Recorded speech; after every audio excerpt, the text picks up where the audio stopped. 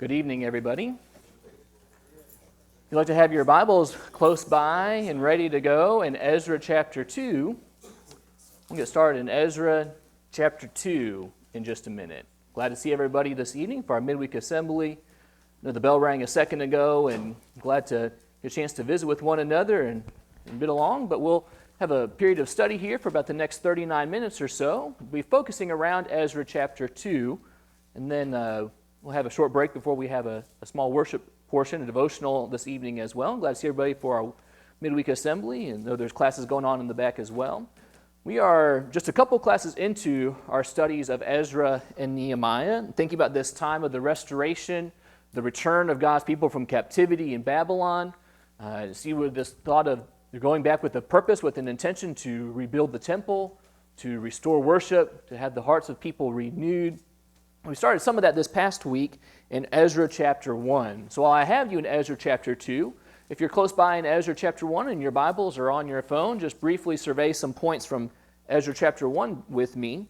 We have here some of the big things we talked about last week, looking at particularly the providence of God. As we saw in the first verse, in these first 4 or 5 verses, about how Cyrus, the king of Persia, orders this decree to be read where it allows people to go back home and to resettle their land if they've been in captivity. Particularly here in the interest of Ezra, as this first chapter is being written, is talking about how the Jewish people are allowed to go back to rebuild the temple for the Lord, their God, who is the Lord, the God of Jerusalem, and they're allowed to build that house for him there.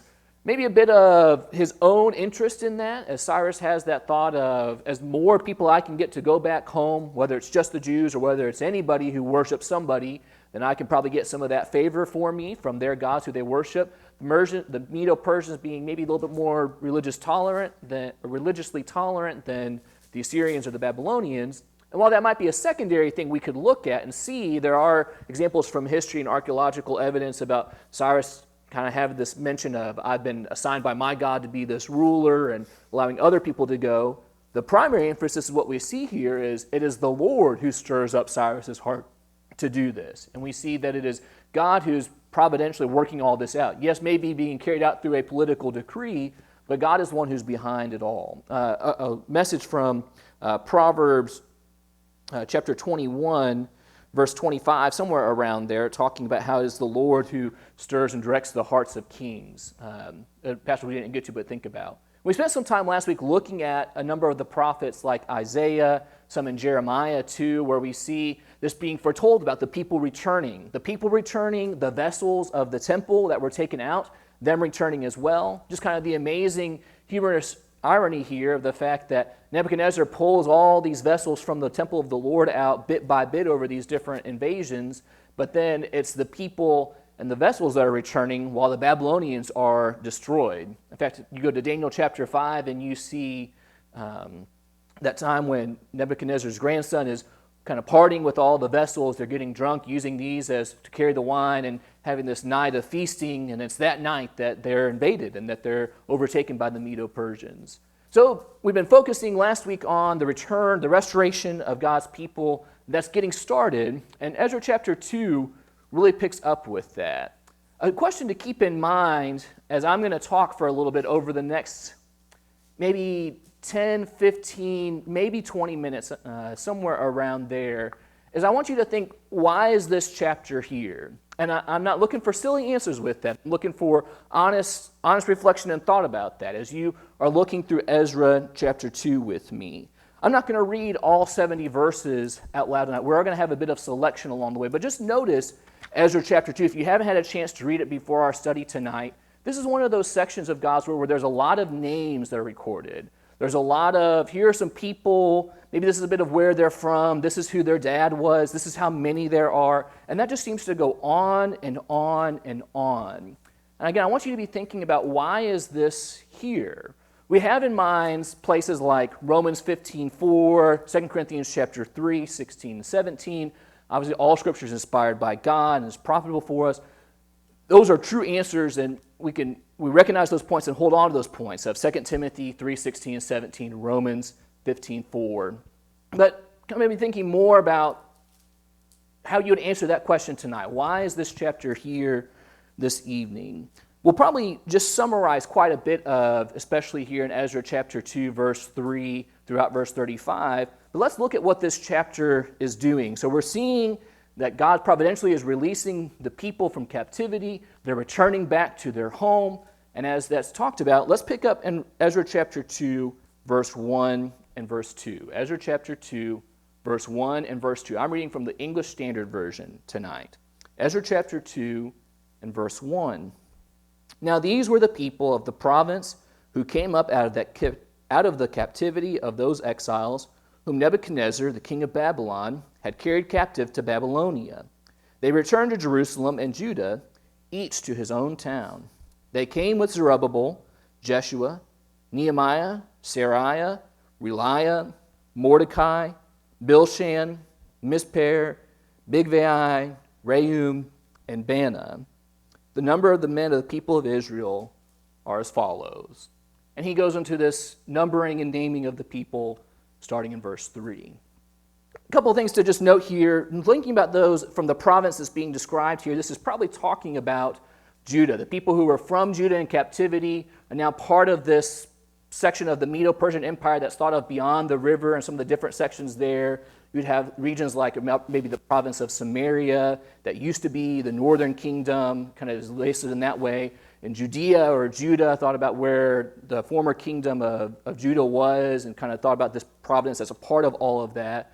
Again, these people who were brought in captivity by Nebuchadnezzar are being sent home. And noticing here, it emphasizes in verse 1, returning to Jerusalem and Judah. But there's other passages we see other people from other places do at least are involved in this return. From some of the other tribes, maybe they go to some of their other places outside of that specific region. We'll get a brief look at a map. I don't plan on to zoom in and to name every city in just a little bit. We'll get a brief look at a map a little bit later. But let's notice some of the names from verse 2 for just a moment as well. As far as our studies of Ezra and Nehemiah go, particularly in these first few chapters of Ezra, the book of Ezra, those first two guys, Zerubbabel and Jeshua, will be some people we come back to pretty regularly. Zerubbabel being the governor of the people here, and Jeshua being the high priest at this time. Now, maybe if you've done further studies or if you've done previous studies of Ezra and Nehemiah or other parts of the Old Testament, there's a lot more with these guys other than them just being the governor and them just being the high priest. But we're going to move that for a little bit to a later bit time of our study. Maybe as we'll get more into them next week, especially as we'll detour from the book of Ezra for a little bit to go to the prophets of Haggai and Zechariah for one of our lessons. Jeshua and Zerubbabel. I need you to make sure you keep those names in your minds over the next couple of years. Everybody know a Zerubbabel today? I don't know many Zerubbabels today. I know a couple Joshuas, which is a similar way of Jeshua, but not many Zerubbabels. These other guys in this name seem to be other leaders who lead the people back. You have a Nehemiah, you have a Mordecai. Those are familiar names to us, but I don't think those are the same people we have with the Nehemiah, who actually comes on the scene about 100 years later from this, who has the book that's named after him and is serving kind of as a leadership role when we get to that point.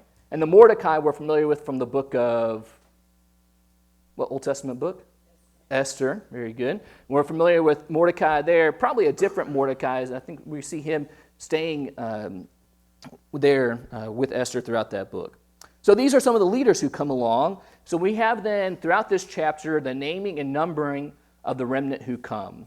Again, verse 3 through verse 35, just kind of glance through this list with me. You can notice you have the sons of Parash, the sons of Shephatiah, the sons of so-and-so. Maybe a couple of your names as you go down to about verse 21, maybe a little bit past there between 21 and 25. Some of our versions have the men of. So this is relating to either family or people from places that they were. So remember, this is speaking of God's people who they were originally in this land, but then they were removed from that through various stages of captivity, particularly the final destruction of Jerusalem and the temple in 586 BC. But now these people are coming back to their land, and there's this need to be able to claim, I'm an Israelite, I'm from the tribe of Judah, this would be my homestead, this is who my father is. And so they kept records of that. And notice, too, kind of the underlying thought here is Babylonian captivity didn't just ruin everything. This was not some surprise that just threw God's plan of what he's going to do with his people under the bus and what are we going to do going forward from here. People continue to remember who they were, where they were from, and that leads to this picture of what we see throughout the pictures of the prophets. Yes, judgment is coming, particularly because you're not listening to the prophets, but there's going to be return and hope following all of that too. This is part of that picture we see of the fulfillment of the hope there. There's still more with that, but we're at least seeing part of that hope here. So a lot of these names in verses 3 through verse 35 picture that genealogy, geography, perception there. Let's just drop down to verse 36 of Ezra chapter 2. Ezra chapter 2, verse 36 through verse 39. This speaks to some of the priests' families that return. Ezra chapter 2 and verse 36. The priests, the sons of Jedediah of the house of Jeshua, 973. The sons of Immer, 1,052. The sons of Pashur, 1,247. The sons of Hiram, 1,017. You have the number of priests who return here to a total with what we see later on in this chapter in verse 64, about 42,000 people come back according to this record. So about a tenth, not quite a tenth, but around a tenth of the people who return are priests. Let's talk a little bit more about the people who come after that, though. You have Levites. Something to note about them from verse 40 is only 74 of the Levites are listed as returning. But other people who would serve in the temple or serve in some way, the singers, people would be kind of related and used in the worship of some way of the temple. You have them listed in verse 41. The gatekeepers, or some of your versions talk about the guardians. Some of their jobs wasn't just in the, we were busy moving meat around for sacrifices, but some of their job was to kind of be the bodyguards, the protectors of the temple. You have these temple servants that David puts into place that seems to help the singers or the gatekeepers, the Levites maybe in some way, and even Solomon bringing in some servants into the picture at some point in the history of God's people. And some of them are numbered among the return here as well. Particularly thinking about the priests and maybe the Levites, the singers and the gatekeepers, two parts of the question. Number one, what's the big emphasis about this group of people returning? What's their goal that they're looking to accomplish, maybe particularly from Cyrus's decree from Ezra chapter 1? And number two, why is that significant for these people, like the priests, the Levites, the singers, the gatekeepers? What's the goal of overall the people who are returning here, and why is that especially significant maybe for the priests, the Levites, the singers, the gatekeepers? Rebuilding and restoring the temple, that's the goal of the people. That's what Cyrus tells people to do. That's what God wants his people to do here. So why is that significant that you see about 4,000, not quite 4,000, but around 4,000 of the priests coming back? How does that relate with them?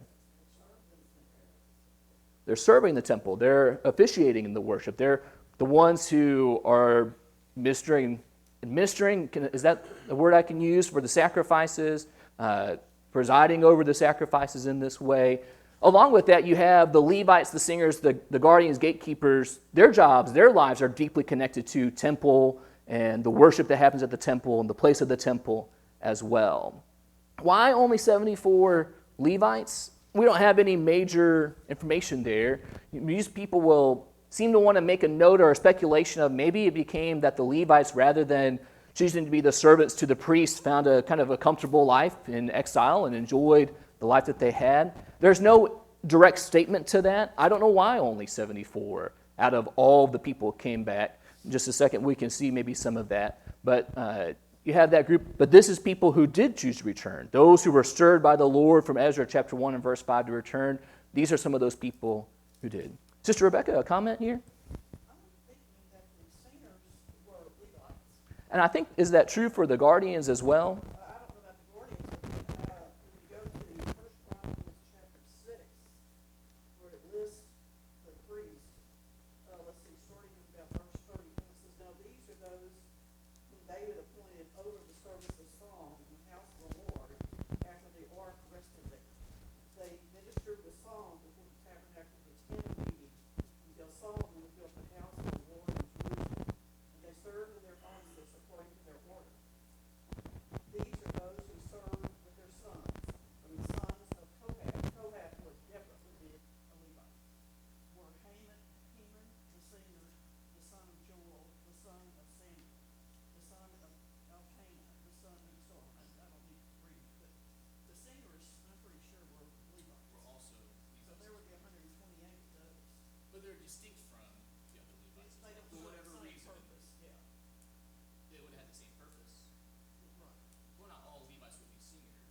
but some of the singers were. They would also be a part of that tribe too. Singers would be Levites, but not all Levites were singers. Right. Yeah. Again, I'd have to go for a further passage to see this. I think similar with would be the guardians and the gatekeepers too, being part of that family of the Levites. And that might go further back to like Exodus when we see that being talked about related to the tabernacle. But I'll have to make a note to look into that another time. But yes, we do see connections to the Levites there with the singers. The temple servants, whatever their jobs were, some people wonder if this is maybe a little bit more of, one writer said they served more in secular tasks. I don't know what secular tasks there would be around the temple. And what, they're garbage men? I don't know.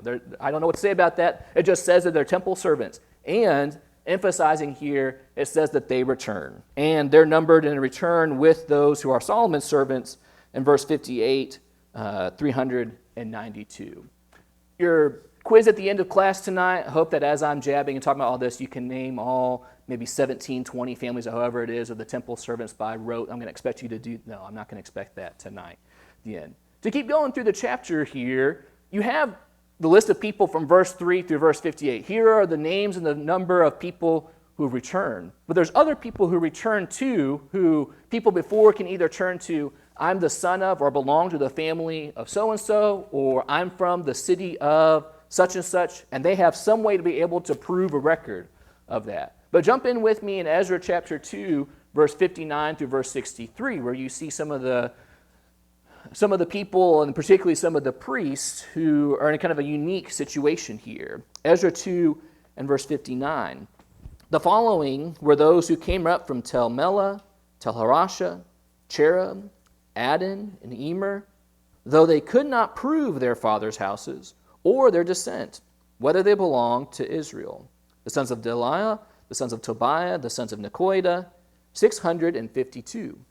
Verse 61 says, also the sons of the priests, the sons of Habaniah, the sons of Hazkah, the sons of Beroziah, who had taken a wife from the daughters of Beroziah the Gileadite, was called by their name. These sought their registration among those enrolled in the genealogies, but they were not found there, and so they were excluded from the priesthood as unclean. The governor told them they were not to partake of most holy food until there should be a priest to consult the Urim and the Thummim. Remember the Urim and the Thummim, if I'm getting around all the M's in the right places in there. You go to places like Exodus 28 and verse 30. These were something in the breastplate of the priest who, when they would consult God in a matter of judgment of some kind, this would help reveal what God's judgment was. I think I've heard some people say before there was a black one and a white one, and whichever one you pulled out had some type of an answer to it. There was, maybe you think of it's two coins and both had heads and both had tails, and if you pulled both of them out and they matched, then God agreed with it. If they didn't agree, then, or they didn't match, God didn't want you to do. We don't know exactly what, but these were things that they would consult, and apparently either they've been lost, but they expect them to be found, and they're going to be used again. And particularly among these three families of people who are saying, we belong to be priests, but they're not listed in the genealogy, they're not listed in the records of some way, the governor says, hang on and wait about that. I don't know how much we'll bring it up, but maybe at least of interest, if nothing else. In verse 61, you have the sons of Hazkah. Hazkah is mentioned maybe if you have some of the other families in Ezra chapter 8 and verse 33, as well as with some passages in Nehemiah chapter 3. So in Ezra chapter 8, verse 33, on the fourth day within the house of our God, the silver and the gold, the vessels, were weighed in the hands of Meremoth, the priest, the son of Uriah. And was talking about with him as Eleazar. In Nehemiah chapter 3, if you'll join me and spend some time with me there for just a second, Nehemiah chapter 3, make sure I have my reference right here, verse 4, verse 21. Next to him, as they're rebuilding the wall in Nehemiah 3, Meremoth, the son of Uriah, the son of Hazkah, repaired. So if this is the same Meremiah that's the son of Uriah, it seems like that this part of the priestly family who is unsure, maybe they are confirmed by some way by the Urim and the Thummim to say, yes, you can be serving as priests. But that's important because only certain people can serve as priests. Not just anybody can waltz in and say, I'd like to start being a priest today. You have to be from a certain family, the tribe of Levi, and certain families from there in order to serve as a priest in this way. And so we want to see that they're careful about this and recognizing and seeing, are you really a part of the number of God's people here or not? But notice, and this is a broad question, it can be challenging to say, well, what is the teacher looking for when you have a what's not said about these people here? In verse 62, it talks about how, especially when speaking of the priests of Ezra chapter 2, they sought registration among those enrolled in the genealogies. They were not found there, so they were excluded from the priesthood as unclean. They're not allowed to maybe serve as priests for a time being. They're not allowed to participate in the serving of the food, which, if I'm remembering some of this at least correctly, there's a portion of some of the offerings that are made are set aside to be food to provide for the Levites and particularly the priestly families and their portion of eating, since they didn't have land or much land or animals for themselves besides a few of the cities. But it doesn't say, we're going to kick you out, you ugly, awful sinners. They're still named, they're still numbered among God's people here, but they're still just making sure, are you part of this record or not? I want us to keep in mind as we end all of this then, verse 64 through verse 67, look at the whole group of people. So rather than, we haven't named everybody tonight, there's a side conversation for, if you really want to talk more at 8:05 this evening after worship, why doesn't the number, when you add everything up here, add up to the same total that we have here in verse 64? There are some reasons or theories for that, but beyond the scope and not really necessarily part of our study this evening. This is Ezra chapter 2, verse 64 through verse 67. The whole assembly together was 42,360, besides their male and female servants, of whom there were 7,337, and male and female singers, 200 of them. Their horses were 736, their mules were 254, their camels were 435, their donkeys were 6,720. Notice not just the number of people who returned, which may be already for a question to think about, how does that compare to the number of people who went into exile, and thinking about why is it that this is the number that's returned, or why maybe this group of people have returned, or why did they return. But notice some of the implied wealth in here. These people are returning. They have servants, they have singers, they have animals and livestock. 7,337 servants is not a small group of people. You have, what is that, a seventh of the total of the 42,000, kind of making it close to 50,000 of the people, most of them being servants there. I want you to keep in mind the wealth that they have right now around here in 536 BC, because we're going to get to, in a couple lessons from now, a time where God's going to talk about you're growing crops, but nothing's happening from it. And you're trying to make things work. You're building in your towns, but nothing's being stable. Nothing's lasting. Think about the wealth that they have now, but keep in mind where all that wealth goes as we'll get into the prophet Haggai in just a while. Again, as was mentioned, the emphasis of why they're going back is not just to go home, to get back to their own lives, to get back to normal. They're going back in order to rebuild the temple. And Ezra chapter 1, verse 4, as well as verse 6 through verse 11, spoke about that and talked about that, of all the gifts that are given from Cyrus and from the Medo-Persians, very similar to what we see in the Exodus event of them leaving Egypt. This kind of thought of as a new Exodus, a recreation of God's people here, maybe in some of the pictures in a way there. But they're focused on getting the temple rebuilt. And there's all the free will offerings that are made. This also brings to mind maybe passages like Exodus 25, Exodus 35 when they're getting ready to build the tabernacle. And there's that thought of all of this, of the worship getting ready to go on and take place. And they're preparing for that. And we'll see that as we get more, again, the story, the narrative of chapter 3. But between the narrative of chapter 1 and Cyrus making this proclamation, and here's all the things that Cyrus is giving, some of the people who are stirred up to go back, all the vessels are going to return, fulfilling what the word of the Lord said in these places, and getting into chapter 3 in the narrative of they're building the altar, they're getting ready to lay the foundations of the temple, and the people are excited about that. You have Ezra chapter 2.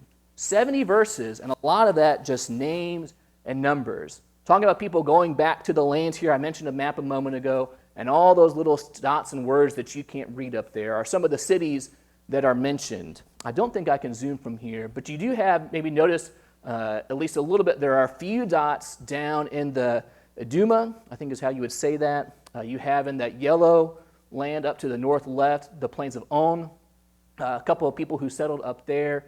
But mostly people are going back to Judea, north of Jerusalem, a few places south of Jerusalem. People are going back to their cities. You have the priests, the Levites, they're going back to their towns, as they have some of their own towns. And the rest of Israel, as it's talked about there, going to their towns as well. But with all that thought about and all that discussed of the people who are returning, the names, the numbering of the people, some of the highlights of the priests, the Levites, some of the other servants who serve in different capacities being isolated, a picture of some of the people who can't confirm their genealogy or confirm their geography in some way. Why is this chapter in the Bible?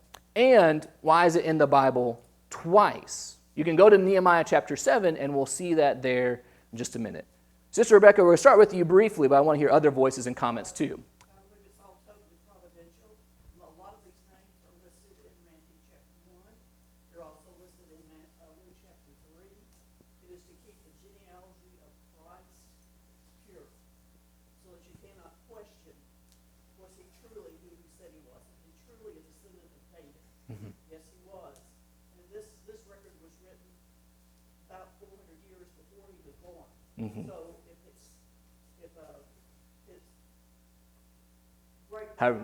how many great-grandparent there, yeah. Was listed here. Mm-hmm.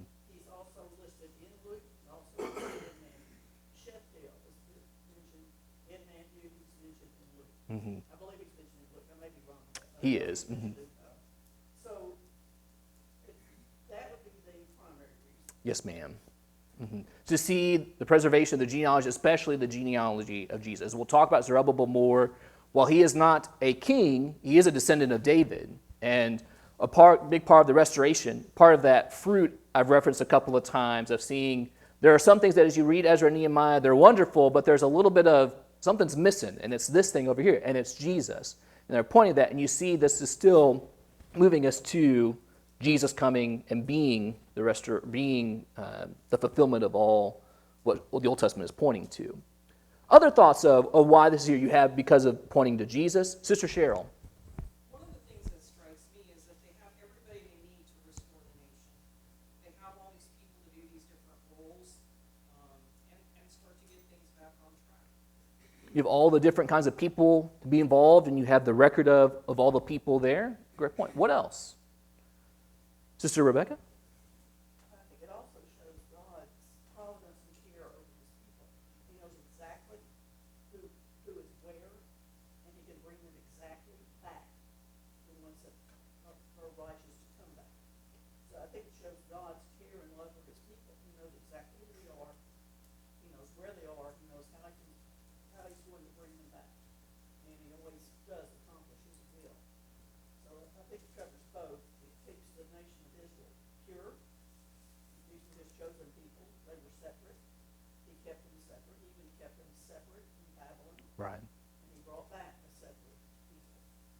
So it shows God's providence and care, plus his keeping the lineage totally pure, so that his son would be born as a descendant of Abraham and a descendant of David. Mm-hmm. And we can verify it. We could look at Matthew chapter 3 and Luke if we didn't have this and say, well, I don't know if that's an accurate genealogy or not. Mm-hmm.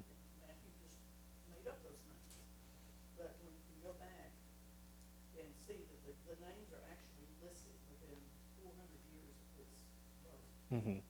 And to Sister Rebecca's point as well, the fact that he doesn't just say, okay, a whole bunch of people came back. He names people from the family, people from the towns, and specifies that. And while we recognize and we make sure we're careful about the fact of God has his foreknowledge and will in every single meticulous act of every person's individual life, is the fact of God has separated these people, God knows who those people are, and has set them aside for a purpose, and he keeps a record of that and makes that point to help for the purpose of what they're being called back to. We're behind Sister Rebecca, the other Sister Rebecca. I also think it's interesting about the chapter 1 and chapter 2. It mentions people are important, but also those things that are going to be used in worship as well. Those priestly garments were kept. They brought those back. The plates and cups and all of those things. You would have thought that the Babylonians, they would have melted all that down to create whatever it was, but they didn't. It was kept. So that also goes to show that God protected not only his people, but what they were going to use to worship him as well. Mm-hmm.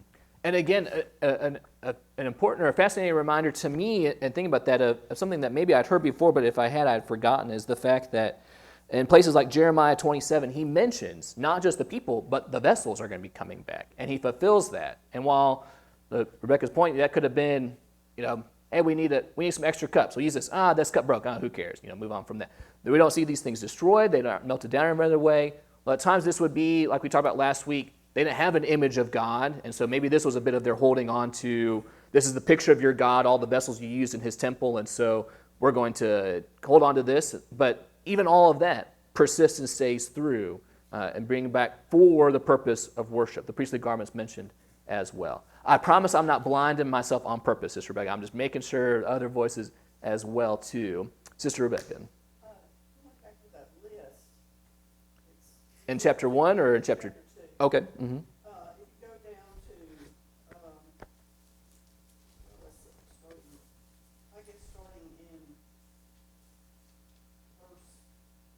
verse 28, the men of Bethel and Ai, and then you drop down in verse 34, the men of Jericho. Jericho, Ai, and Bethel were in northern Israel. They were not in Judah. So we tend to think that it was just primarily Judah that came back. It probably was mostly Judah, and certainly the Levites and the priests would have been more associated with Judah than they were Israel. But they were coming back from everywhere that the children of Israel had been scattered, not just from Babylon. And you know that's true because in Matthew, it talks about Anna. Anna was from the tribe of Asher. So Asher got back to Jerusalem, to that area somehow. Paul was of the tribe of Benjamin.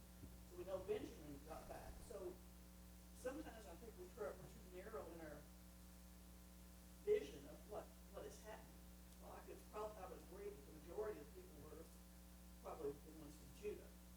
But there were a lot from everywhere God brought his people back. In 1 Chronicles 9, verse 3, some of the people of Judah, Benjamin, Ephraim, Manasseh lived in Jerusalem. This is, while it's early on in the beginning of 1 Chronicles, this is talking about people who came back from the exile. Deuteronomy chapter 30, verse 1 through verse 5, this is before we're even in the promised land, but that speaks to wherever my people are, I will bring them back in this moment.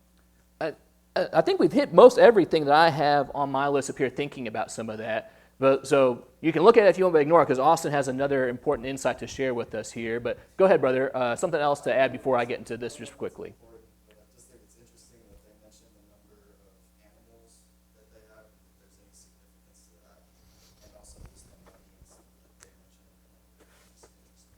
Yeah, I mean, that all those animals they bring back, and I think most of those are, I think maybe a little bit more pack or for travel, horses, camels, donkeys. We're not really seeing anything that would have been for sacrifices as of yet. But as we'll get into chapter 3, they're doing offerings on a daily basis. Like, there's a lot of offerings happening. So they have animals from somewhere, and all of that wealth. Some of the more thought-for-thought translations will kind of, instead of putting the 61,000 derricks of gold in verse 69 and the 5,000 manais of silver, I think I saw a number somewhere, and I didn't do the math myself, but it says something about, this is about $500,000 of gold and $150,000 of silver. I doubt they used U.S. dollars as currency back in this time, but for us reading in English, maybe it helps us put some perspective there of, like I said, that's a lot of money that they're bringing back, and that they're giving as an offering here. I mean, that's the offering for that. So what, aside from whatever wealth that they have in this moment, again, especially with a lot of that, as they're coming back, and they're not just coming back as poor refugees, they're coming back provided for by Cyrus, with maybe some of their own wealth in their times of Babylon too, and with that, this thought of, where's all that go? That was that point from Haggai from just a second ago. Brother Barrett, and Brother Patrick after that.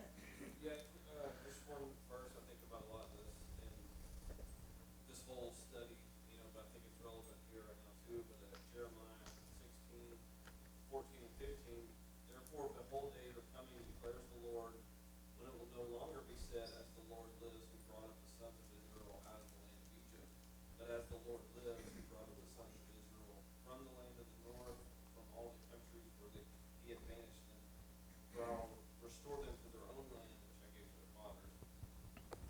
God's referred to in the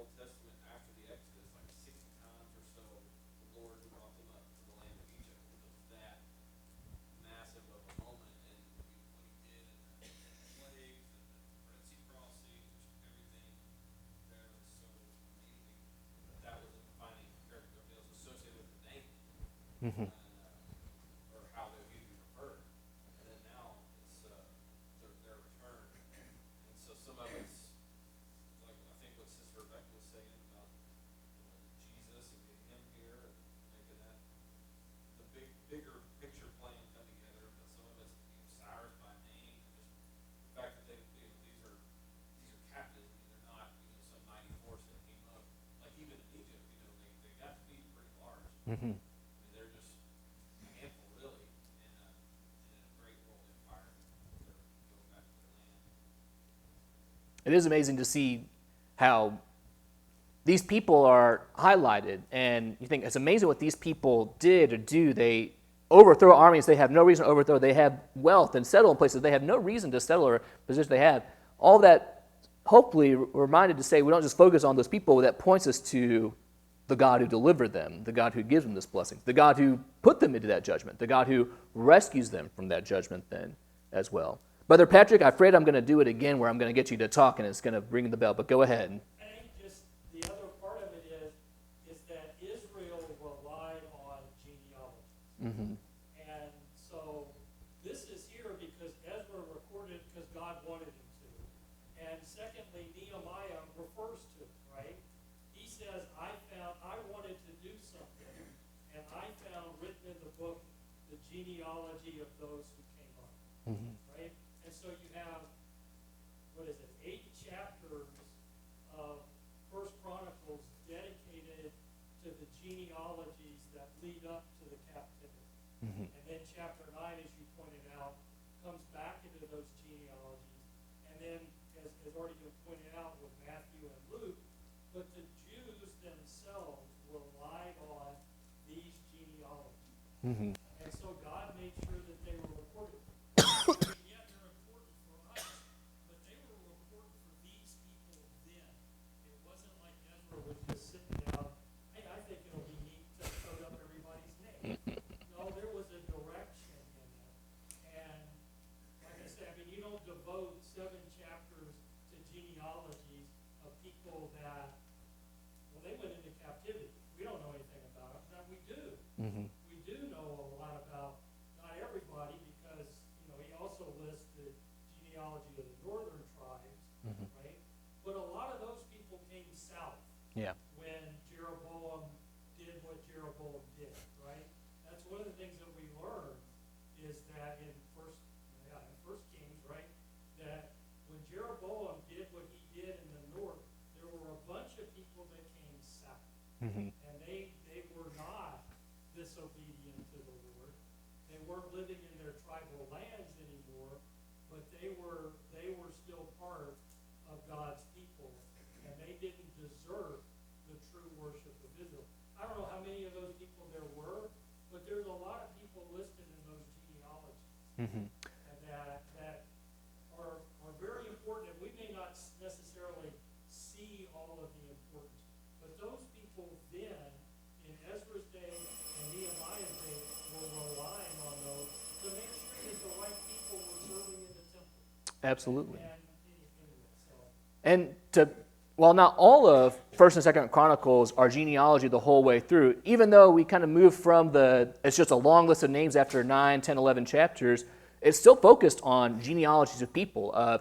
Here's 1st Chronicles that's like all about David, and then all about David's sons leading up to the book of Ezra, because it's focused on how do we get from David, when God makes a promise and says, your son's going to be on a throne for forever, to Jesus being the fulfillment of that. And it happens through things like Ezra chapter 2, showing God's faithfulness, showing all the people being in part of the building and coming back to the temple. It shows God knowing the people and numbering and naming the people. This was on the screen a second ago. We're not going to read Ezra 3, 1 through 6. There are probably some kids behind me over my shoulder who are already being pretty patient to get in. But we'll pick up in Ezra chapter 3 next week as we see the altar and the foundations of the temple being built in this restoring, the renewing, and the rebuilding among God's people here. Thank you for your presence and participation this evening.